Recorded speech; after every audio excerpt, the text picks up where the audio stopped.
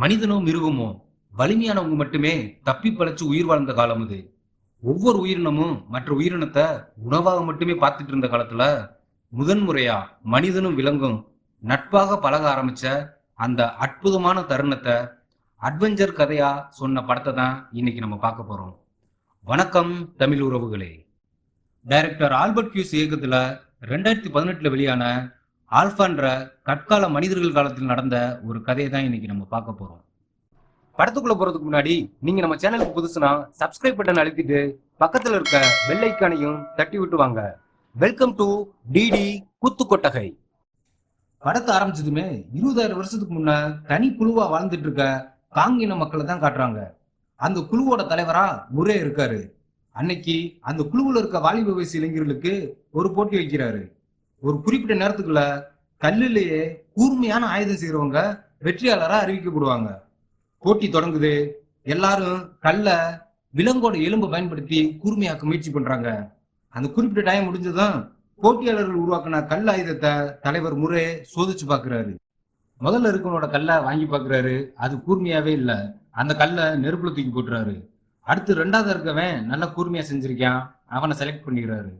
மூணாவது நாலாவது இருக்கவங்க மலுமட்டையா செஞ்சிருக்காங்க, அந்த கல்லையும் நெருப்புல தூக்கி போட்டுறாரு.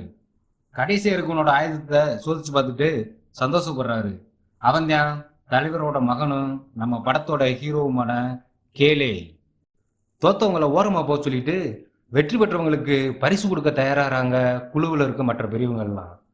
மாலை போட்டு மரியாதை பண்ணுவாங்கன்னு பார்த்தா கையை மடக்கிட்டு மடார் மடார்னு மூச்சு திணற திணற அடிய போடுறாங்க.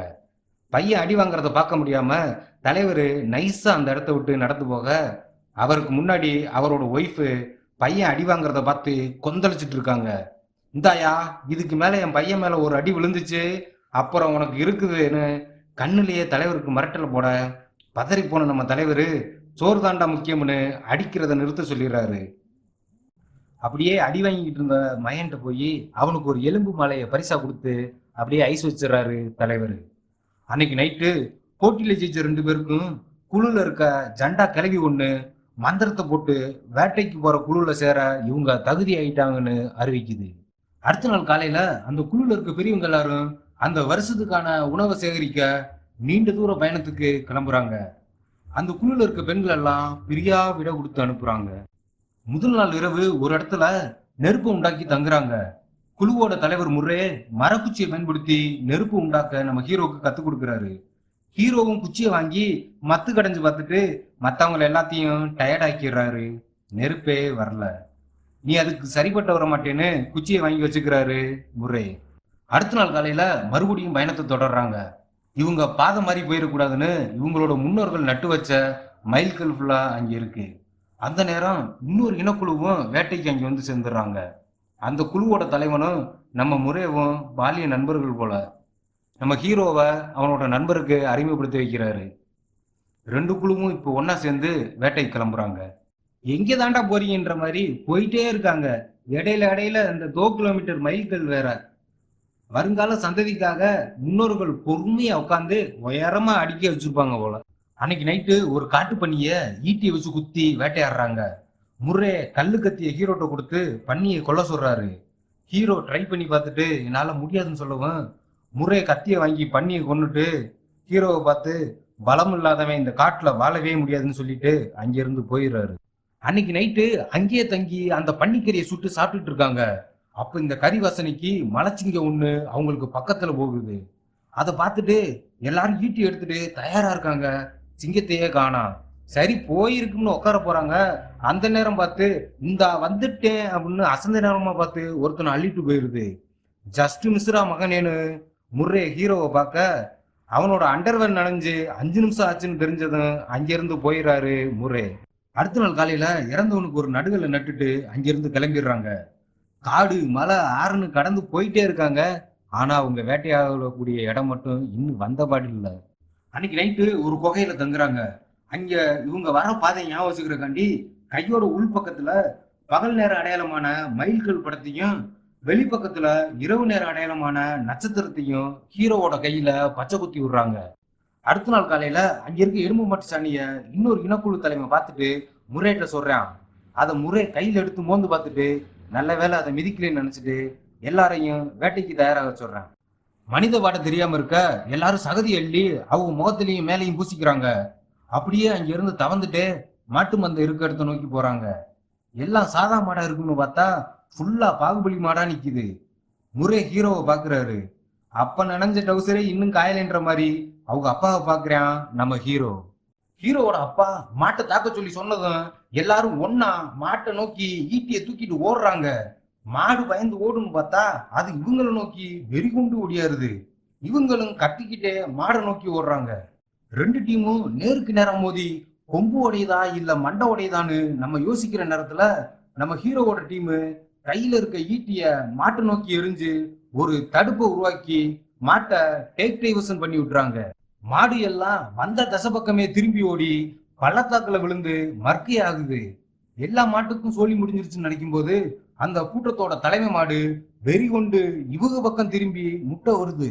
அதனால எல்லாரும் ஓரமா ஒதுங்கி ஓட நம்ம ஹீரோ கேளை மட்டும் முடிஞ்சா என்ன புடிச்சுக்கன்னு மாடு விரட்டுற திசையிலேயே ஓடிக்கிட்டு இருக்கான். அந்த தலைமை மாடு கேளைவ முதுகுல முட்டி தூக்கி போட்டுருது.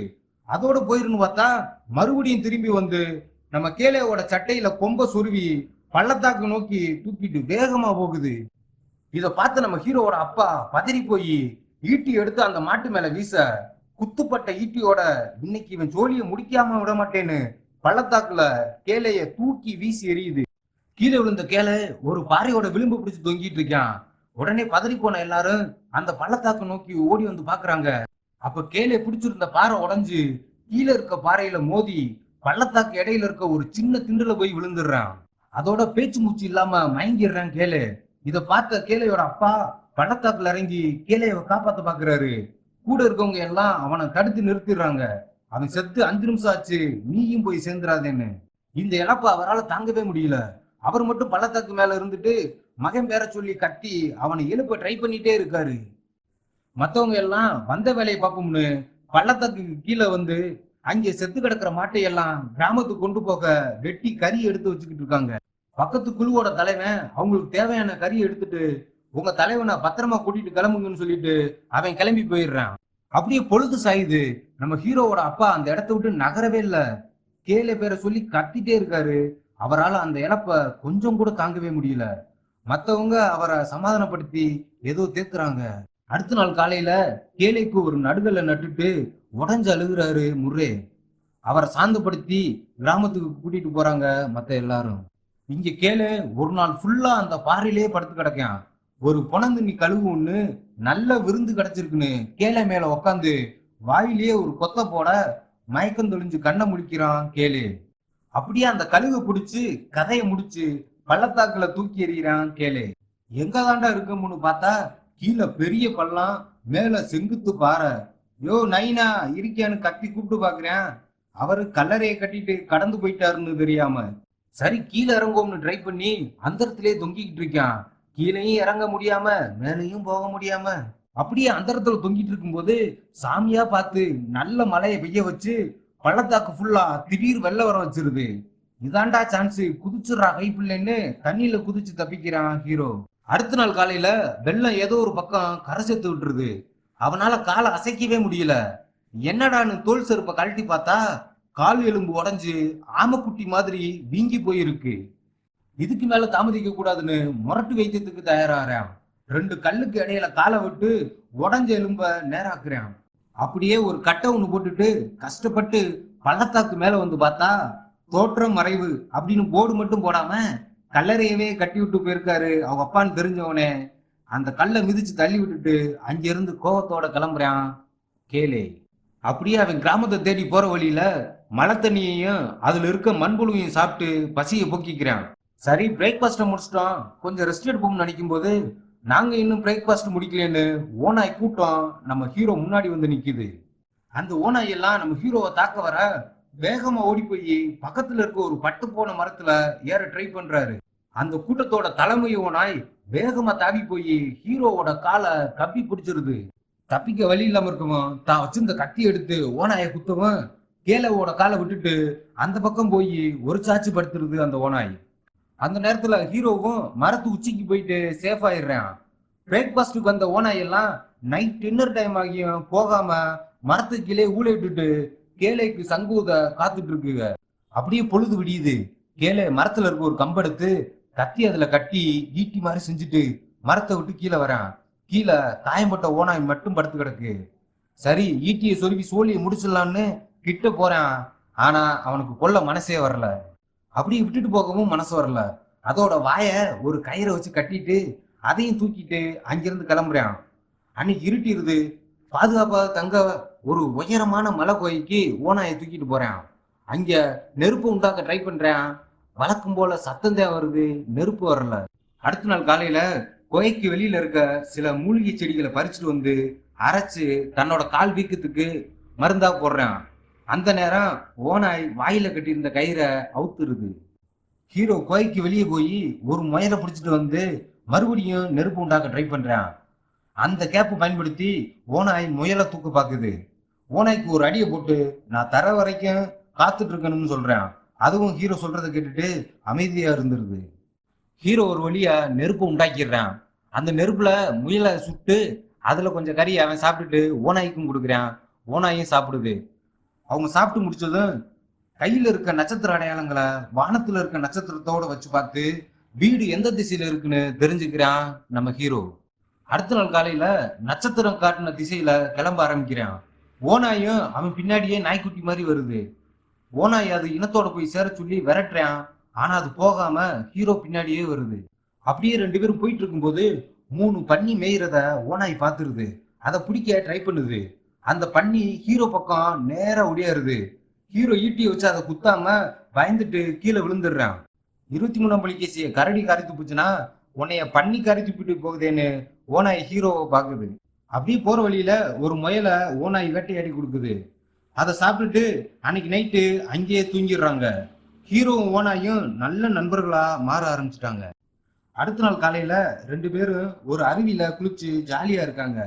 வழக்கம் போல அந்த அருவியில இருக்க மீனை வேட்டையாடி கொடுக்குது ஓனாய். அந்த மீனை சாப்பிட்டுட்டு அப்படியே கிராமத்தை நோக்கி பயணத்தை தொடங்குறாங்க. ஹீரோ ஓனாய்க்கு ஆல்பான்னு பேர் வைக்கிறான். ஓனாய் கூட்டத்தை பெண் ஓனாய் தான் தலைமை தாங்கும். அதனாலதான் ஆல்பான்னு பேர் வைக்கிறான் நம்ம ஹீரோ. பனிக்காலம் வேற ஸ்டார்ட் ஆக ஆரம்பிச்சிருது. மழையெல்லாம் பனி மூடி வெள்ளையா காட்சியளிக்குது. அங்கேயும் ஆல்பா தான் ஒரு பன்னியை வேட்டையாடி இவங்களுக்கு சாப்பாடு ரெடி பண்ணுது. அன்னைக்கு நைட்டு அங்கேயே நெருப்பு உண்டாக்கி ரெஸ்ட் எடுத்துட்டு இருக்கும்போது ஆல்பாவோட மொத்த குடும்பமும் அவங்களுக்கு முன்னாடி வந்து நிக்குது. ஹீரோவும் ஆல்பாவை அவங்க குடும்பத்தோட போக சொல்லிடுறான். ஆல்பாவும் ஹீரோவை பிரிய மனம் இல்லாம அந்த ஓனாய் கூட்டத்தோடயே போயிருது. இப்பதான் ஹீரோ ஒரு தனிமையை உணர்றான். ஆல்பா போனதால சோத்துக்கே வழி இல்லாம தனி ஆளா கையில குத்திருக்க அந்த டாட்டுவை வச்ச கிராமத்தை தேடி போயிட்டு இருக்கான் நம்ம ஹீரோ. ஆறு ஒண்ணு பனிக்கட்டியில உறைஞ்சு போயிருக்கு. அதுல போயிட்டு இருக்கும் போதே முன்னால ஆல்பாவும் அதோட கூட்டமும் ஒரு விலங்க வேட்டையாடி சாப்பிட்டு இருக்கிறத பாக்குறான். ஆகா, சாப்பாடும் கிடைச்சிருச்சு, ஆல்பாவும் கிடைச்சிருச்சுன்னு அதை நோக்கி வேகமா ஓடுறான் கேளு. திடீர்னு ஐஸ் கட்டி உடைஞ்சு தண்ணிக்குள்ளேயே விழுந்துடுறான். அதை ஆல்பாவும் பார்த்துட்டு அங்க வருது. கேளு தண்ணிக்குள்ள நல்லா மாட்டிக்கிறான். மேல ஐஸ் கட்டி நல்லா ஸ்ட்ராங்கா இருக்கு. ஆல்பாவும் தாவி குதிச்சு ஐஸ் கட்டியை உடைக்க பாக்குது. கேளு கையில வச்சிருந்த கத்தியால ஐஸ் கட்டியை உடைச்சு கைய வெளியே நீட்டவும் ஆல்பா அவன் கைய கடிச்சு வெளியே இழுத்து காப்பாத்திருது. இவனை தனியா விட்டா செத்துறான் போலன்னு ஆல்பா அதோட கூட்டத்தை விட்டுட்டு கேளே கூடவே போக ஆரம்பிச்சிருது. அந்த நேரம் இவளுக்கு ஏத்தாப்புல பெரிய பனிப்பெயர் வந்துகிட்டு இருக்கு. பின்னாடி கழுகு புலி கூட்டம் ஒண்ணு இவங்களை வேட்டையாட விரட்டிட்டு வருது. அதனால ஹீரோவும் ஆல்பாவும் பனி புயலுக்குள்ள ஓடி போய் ஒரு கோயக்குள்ள போய் ஒளிஞ்சுக்கிறாங்க. அந்த பனி புயல்ல கண்ணு தெரியாம கழுது புலி எல்லாம் நேரா ஓடிடுது. அட கொப்பத்தா தப்புச்சமேன்னு ஹீரோ நிம்மதி பெருமிச்சு விடுறதுக்குள்ள ஆல்பா எதையோ பார்த்துட்டு உருமுது. என்ன இலவிடாதுன்னு ஹீரோ பார்க்க ஏற்கனவே டவுசரை நனைய விட்ட மலைச்சிங்கம் கேளைய நோக்கி பாஞ்சுட்டு வருது. ஹீரோ அங்கே கிடைச்ச அம்ப வச்சு கண்ணை மூடிட்டு விடுறான். அது சிங்கத்து மேல பட்டு சிங்கம் அங்கேயே செத்துருது. ஆல்பாக்கும் நிறைய காயம்பட்டுருது. சரி, வந்த வரைக்கும் லாபம்னு அந்த மலைச்சிங்கத்தைய சுட்டு சாப்பிட்டுட்டு மறுபடியும் அந்த பனியிலேயே பயணத்தை தொடர்றாங்க. அப்ப ஹீரோ முன்னோர்கள் அடுக்கி வச்ச அந்த அடையாளக்கல்ல பாக்குறான். அப்ப இன்னும் 100 கிலோமீட்டர் தான் கடுமையான பனியில ரெண்டு பேரும் முன்னோக்கி நடக்கிறாங்க. ஹீரோ ரத்தம் வந்தியா எடுக்கிறான். ஆல்பாவுக்கோ மொத்தமா பீஸ் போயிருது. சரி, நமக்கு சாப்பாடுனா போட்டிருக்குன்னு ஆல்பாவை கையில தூக்கிட்டு ஹீரோ நடக்க ஆரம்பிக்கிறான். கொஞ்ச நேரத்துல 2 பேருக்கும் பேட்டரி லோ காட்ட ஆரம்பிச்சிருது. அதனால அங்கேயே தூங்கி ரெஸ்ட் எடுக்கிறாங்க. அடுத்த நாள் காலையில ஆல்பாவை தூக்கிட்டு ஹீரோ நடக்க ஆரம்பிக்கிறான். ஒரு வழியா அந்த மைல்கல் காட்டின 2 கிலோமீட்டர் முடிவுக்கு வருது. ஹீரோவோட கிராமம் கண்ணுக்கு தெரியுது. என்னடா வேட்டைக்கு போகும்போது பங்குனி வெயில் பல்ல காட்டிட்டு இருந்துச்சு, இப்ப ஒரே பனி மூட்டமா இருக்குன்னு வீட்டை பாக்குறான் கேளு.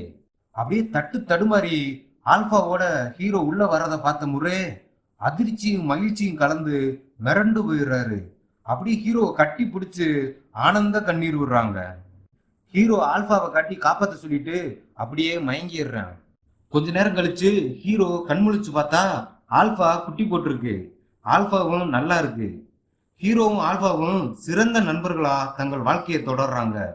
அப்ப ஜூனியர் ஆல்பா கேலே பக்கத்துல வருது. அதை தூக்கி கொஞ்ச அது ஊளையிட்டுட்டு படம் முடிஞ்சிருச்சுன்னு நமக்கு சொல்லுது. படம் உங்களுக்கு பிடிச்சிருந்துச்சுன்னா லைக் அண்ட் ஷேர் பண்ணுங்க. மீண்டும் சந்திப்போம் அடுத்த பயணத்தில். இவன் உங்கள் யாரோ.